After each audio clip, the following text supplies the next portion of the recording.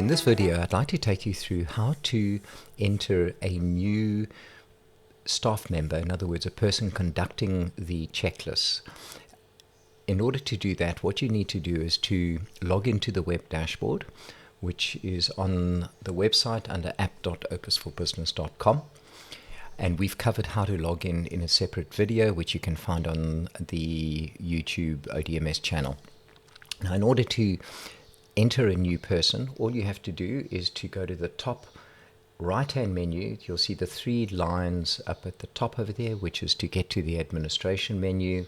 If I click on that, that'll take me into the actual admin menu. And I've got three different options on the left-hand side. You can only get to this particular menu if you are a franchise partner or restaurant owner. Restaurant managers will not be able to get to this particular menu. Under the left-hand side, you'll notice that there's an option called Items. If you want to select that, that will then take you into all of the staff members. They're listed under Items. We are building towards managing equipment and assets within the same framework, so that's why it's called Items.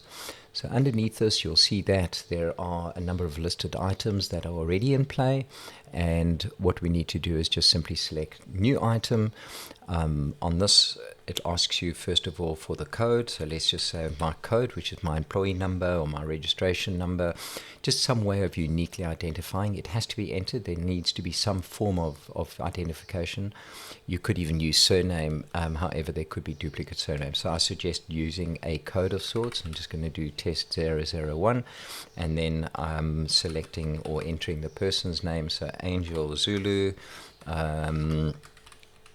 is the person that I'm going to be capturing, and I don't need to enter anything else under description. If you want to, of course you can. Classification is very important because I'm going to classify this person as a staff member, and under categorized, you can categorize and have different categories. I'm not going to cover that in this menu, but in this video, but you can categorize people if you really want to. And that's it. That's all you have to do. You create the staff member, and you'll notice that it'll have updated that person on the list. The reason mine aren't appearing on the first page is I have more than 20.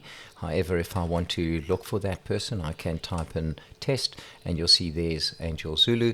I can edit by selecting the little pencil. That'll allow me to go in and change again further. If I want to, for example, that code is actually the incorrect code, I can change it to test 002.